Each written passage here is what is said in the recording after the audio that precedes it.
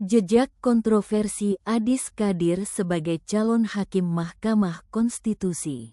Nama Adis Kadir mendadak kembali menjadi sorotan publik seiring mencuatnya wacana pencalonannya sebagai hakim Mahkamah Konstitusi, MK.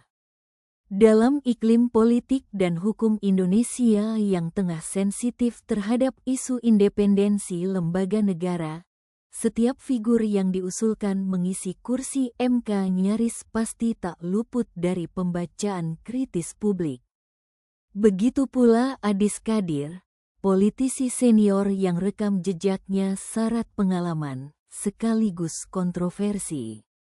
Sebagai tokoh yang lama berkiprah di dunia politik, Adis Kadir dikenal luas sebagai kader Partai Golkar dan pernah menempati posisi strategis di parlemen.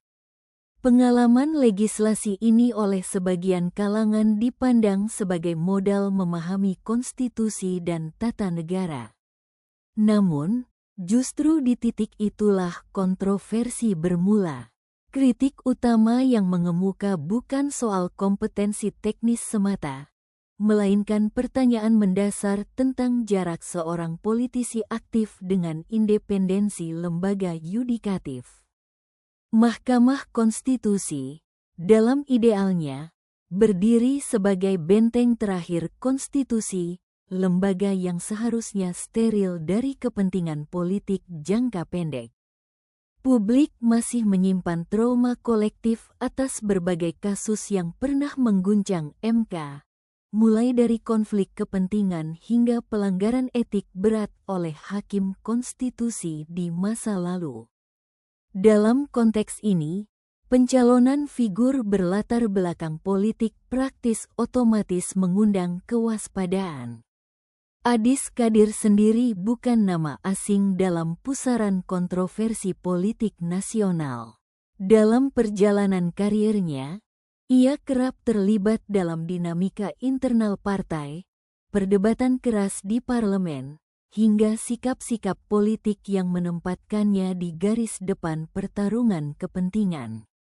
Bagi sebagian pengamat, rekam jejak ini menimbulkan pertanyaan, dapatkah seseorang benar-benar menanggalkan identitas politiknya ketika mengenakan jubah hakim konstitusi?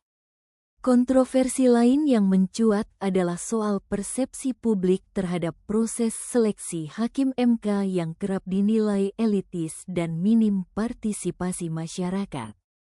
Nama Adis Kadir dalam bursa calon dianggap sebagian kalangan sebagai simbol kuatnya pengaruh politik dalam pengisian jabatan hukum strategis. Kritik ini bukan semata ditujukan pada pribadi Adis, melainkan pada sistem yang memungkinkan garis antara politik dan yudikatif menjadi kabur. Namun, di sisi lain, pendukung pencalonan ini berargumen bahwa pengalaman politik dan legislasi justru bisa menjadi aset. Mereka menilai pemahaman mendalam tentang proses pembentukan undang-undang dan dinamika kekuasaan negara dapat membantu hakim MK membaca konteks konstitusional secara lebih realistis. Dalam pandangan ini, yang menjadi kunci bukan latar belakang, melainkan integritas personal dan komitmen etik.